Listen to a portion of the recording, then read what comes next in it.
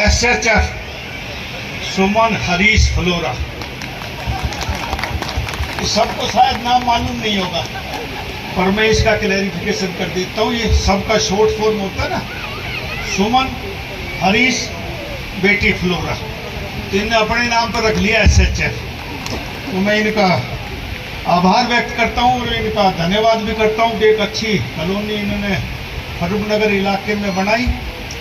और शुक्रिया इसलिए कि हमारा फरूखनगर पिछड़ा हुआ क्षेत्र मानता हूँ मैं गुड़गांव जिले का। यदि कोई इंडस्ट्रियल टाउनशिप में भी कोई बैकवर्ड इलाका है तो फरूखनगर है। मुझे याद है मैं यहाँ 2014 में पहली बार चुनाव लड़ने के लिए आया। पहले दूसरे इलाके से लड़ता था। ये फरूखनगर पटौदी विधानसभा में पड़ता था। पटौदी से 2009 में ये बादशाहपुर नया विधानसभा क्षेत्र बना। तो शाम को जब गांव के प्रोग्राम खत्म करके जाते थे तो फरूखनगर में शाम को 7 बजे कोई आदमी नहीं दिखाई देता था डेकों पर। एक भी आदमी ऐसे दिखाई देता था, सुनसान बिल्कुल, क्योंकि ये गांव का एक कस्बा था। गांव के लोग शाम को 5-6 बजे के बाद घर निकल जाते थे। इस 2024 के चुनाव में मेरी लोकसभा क्लस्टर का इंचार्ज बनाया मुझे हिसार, सिरसा और रोहतक का। तो कई बार रात को आने का सौभाग्य हुआ कि मैं हिसार से, रोहतक से या सिरसा से रात को 11 बजे भी आया। तो वह झज्जर फरूखनगर आया तो फरूखनगर और रात को 10-11 बजे भी सिर से सिर भिड़ रहे थे। इतने आदमी, हजारों आदमी सड़क के ऊपर, बाजार खुला हुआ। तो मैंने कहा 10 साल में इस फरूखनगर में कितना बदलाव हुआ, ये कमाल की बात होगी। एक आबादी छोटा सा फरूखनगर शहर, और आज मैं कहूं कि इसमें काउंटिंग करूं तो 1 लाख आदमी के आसपास इसका फरूखनगर के आसपास रहते होंगे। यहाँ कॉलोनियां कटी, अनऑथराइज कॉलोनियां कटी। और 2014 में फिर सरकार ने सोचा कि अनऑथराइज कॉलोनियां ना कटे, रेगुलराइज कॉलोनी कटे। उसमें अफोर्डेबल हाउसिंग की स्कीम हम लाए और एक दीनदयाल योजना हम लेके आए कि आम आदमी को एक लीगल तरीके से घर मिल सके। लेकिन दीनदयाल भी मैं मानता हूं कि आम आदमी नहीं ले सकता, ये भी महंगा हुआ। अफोर्डेबल हाउस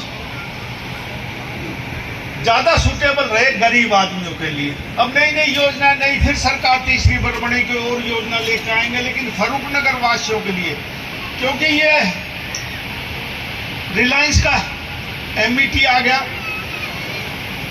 यहाँ बहुत वेयर हाउस आए आसपास के इलाके में। आबादी बढ़ रही है, आबादी बढ़ेगी, जनसंख्या आएगी, लोग बाहर से आएंगे तो समस्याएं भी बढ़ेंगी। और समस्याओं का समाधान यदि समय पे ना हुआ तो वो लाइलाज हो जाती है। जैसे किसी आदमी के शरीर में रोग लग जाए और समय पे उसका उपचार ना हो तो वो कैंसर का रूप ले लेता है। इसी तरह यदि समस्याओं का समाधान भी समय पे ना हो तो वो भी लाइलाज हो जाती है। इसलिए सरकार की कोशिश है कि सारी सुविधाएं मिले। और मैं एक विधायक के नाते और सरकार में मंत्री, इसलिए मैं कहना चाहता हूं कि भाई हम फरूखनगर इलाके को, इस फरूखनगर कमेटी को और फरूखनगर के आसपास के इलाके को इस पंचवर्षीय योजना में इतना डेवलप करेंगे कि हरियाणा के लोग देखने के लिए आएंगे कि फरूखनगर कस्बा कितना सुंदर सुसज्जित है। बीरबल सैनी जी यहाँ बैठे हैं, चेयरमैन है, नए नए बने। मैं इनको मंच के माध्यम से बधाई भी देता हूँ और इनसे प्रार्थना भी करता हूँ कि ऐसे ऐसे प्रोजेक्ट बनाओ कि भाई फरूखनगर में साफ सफाई हो, पानी की व्यवस्था हो, सीवर अच्छे हो, सड़कें अच्छी हो, इसके फुटपाथ अच्छे हो, हरियाली अच्छी हो, पार्क हो, कम्युनिटी सेंटर हमने बना दिया, और कहोगे तो और बना देंगे। सरकार की तरफ से आपको पैसे की कोई कमी नहीं आएगी। जो आप भेजोगे वो सारा सरकार आपका चंडीगढ़ से पास करवाना मेरी जिम्मेदारी है। लेकिन इन पंचवर्षीय योजनाओं में लोग देखने के लिए फरूखनगर आए, ये ऐसा आपकी नैतिक जिम्मेवारी और आपका कर्म और धर्म भी बनता है कि आप अब उस पद पर हैं जिस पर पद पर आप फरूखनगर की सेवा कर सकते हैं। यहाँ एक अधूरा बाईपास था, अधूरा नहीं था ही नहीं, मैंने बनवाया। अब इसको पूरा सर्कल बनवाना इस पंचवर्षीय योजना में, इसको बनवा देंगे। एक हम इसको रेल की कनेक्टिविटी इसी पंचवर्षीय योजना में फरूखनगर से झज्जर तक बना रहे। फिर झज्जर से आप चाहे हिसार जाओ, रोहतक जाओ, रेवाड़ी जाओ, दिल्ली जाओ। दिल्ली तो आज भी हम जा सकते हैं। ब्रॉडगेज लाइन लाएंगे और अच्छा बनाएंगे इसको कि ताकि कनेक्टिविटी अच्छी हो, फरूखनगर से आवागमन में किसी प्रकार की कोई कमी ना हो। फरूखनगर आने में आज वजीरपुर से तो हम ठीक आ जाते हैं, लेकिन हम सुल्तानपुर से आए तो आपको धनकोट में और भाई चंदू में बहुत ज्यादा स्थिति से आपको गुजरना पड़ता है। गर्मियों के दिनों में तो जब बच्चे स्कूल से छुट्टी होती है तो एक एक घंटा बसें फंस जाती है।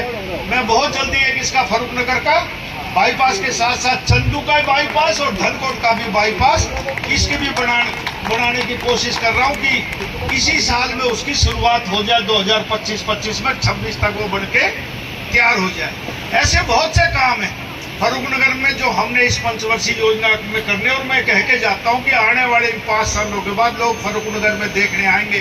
बड़ी बड़ी कॉलोनाइजर आएंगे, बड़े बड़े हरीश भाई जैसे आए हैं। मुझे याद है जब इन्होंने 1996-97 में जब तब मैं शायद मिनिस्टर तो महकमा का पता नहीं क्या था, लेकिन तो इन्होंने वो फीता कटवाया मेरे से डॉक्टरी का 14 सेक्टर में। तो मैंने कहा डॉक्टर साहब दांतों का अस्पताल कहाँ चलेगा, लेकिन आज दांतों के अस्पताल दांत काट के एक बड़ी कॉलोनी बना दी इन्होंने। तो मैं इनको मुबारकबाद देता हूँ भाई। जो एक कॉलोनी बना लेता है ना वो रुकता नहीं है, फिर वो चलता ही रहता है। तो कोशिश करना कि भाई फरूखनगर में ज्यादा डेवलपमेंट हो। मैं तो यही कह सकता हूँ, और जो भी मिलता है मैं कहता हूँ भाई फरूखनगर हमारा मेरी कंस्टिट्यूंसी है, तो मैं चाहता हूँ कि यहाँ लोग अच्छे आके बसे, लोगों को हर सुख सुविधा मिले इस इलाके में। हमारे यहाँ थोड़ी सी पानी की दिक्कत है कि धरती में पानी खराब है, उसकी भी व्यवस्था कर रहे हैं कि हम पानी कटोरी से ज्यादा लेके आए।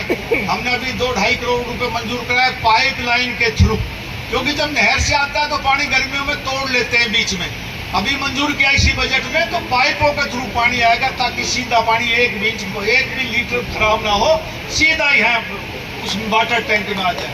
ऐसे बहुत से काम है जो आगे करने हैं। लेकिन आज तो मैं आया हूँ, आज तो मैं SHF को अपनी तरफ से हार्दिक शुभकामनाएं और इनका अच्छा भविष्य और ये फ्लैट ठीक बिके, लोग अच्छे आए, लोगों को सारी सहूलियत दे।